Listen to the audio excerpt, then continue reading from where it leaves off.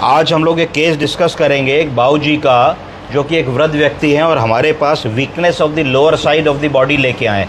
Sudden onset weakness अधिकतर कैसे होता है कि व्यक्ति ठीक ठाक रात में सोया और सुबह अपने घर वालों को बाथरूम के आसपास या बेड के पास ज़मीन पे मिला, वो उन्होंने उठाया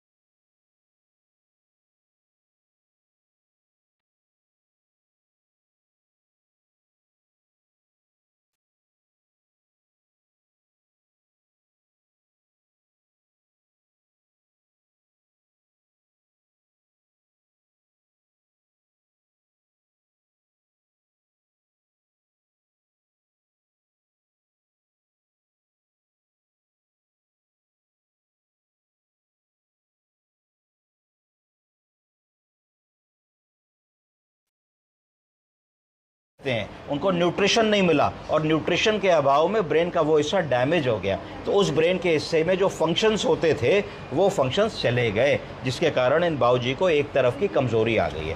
तो इसके लिए सबसे पहला काम क्या होता है कि हमको न्यूरोलॉजिकल एग्जामिनेशन करके देखना होता है कि हमारे मरीज़ के किस पैर में ताकत है, किस हाथ में ताकत है, मसल पावर कितनी है। दायां हाथ उठाइए, बायां हाथ उठाइए, दायां पैर उठाइए, बायां पैर उठाइए, कस के उंगली पकड़िए। क्या उंगली पूरी ताकत से पकड़ रहे हैं, खट से छुड़ा दे रहे हैं? तो मसल पावर अगर पूरी है तो 5/5 कहेंगे, थोड़ी कम है तो 4/5 कहेंगे, बहुत ही कम है तो 2/5 कहेंगे। मरीज़ ओरिएंटेड है कि नहीं, नाम बता पा रहा है कि नहीं, प्लेस बता पा रहा है कि नहीं, छोटे सिंपल कैलकुलेशंस कर पा रहा है कि नहीं, 2+2 बता पा रहा है कि नहीं, उसका कॉग्निशन कैसा है, उसका सोच कैसी है, उसका कैलकुलेशन कैसा है, वो कंफ्यूज तो नहीं है, वो ओरिएंटेड है कि नहीं है। इतनी सब चीज़ों का असेसमेंट करना है। फिर जो फॉल हुआ, फॉल किस वजह से हुआ? क्योंकि ये सोए तो ठीक थे, जब ये रात में बाथरूम करने के लिए उठे तो इनको थोड़ी ना पता था कि मुझे स्ट्रोक हो गया है। ये तो उसी स्टाइल से उठे, जैसे ही उठ के बेड के नीचे इन्होंने पैर रखने की कोशिश करी, लोड ही नहीं ले पाए, धड़ाम से गिरे।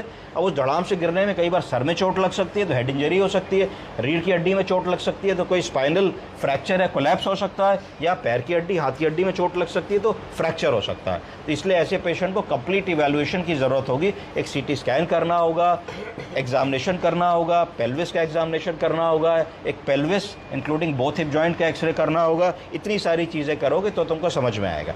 तीसरी चीज़, गिरे 3 दिन पहले, 3 दिन में 3 छोटे अस्पतालों में गए, वहाँ पे अपने अपने हिसाब से इलाज हुआ, चौथे दिन तुम्हारे पास आए। अब आए तो तुम देख रहे हो थोड़ा खांस रहे हैं, थोड़ा सा बुखार है, थोड़ा सा पल्स बढ़ा हुआ है। तो अब क्या हुआ कि जब ये व्यक्ति बेड रिडन हो गया 3 दिन से, क्या हो गया?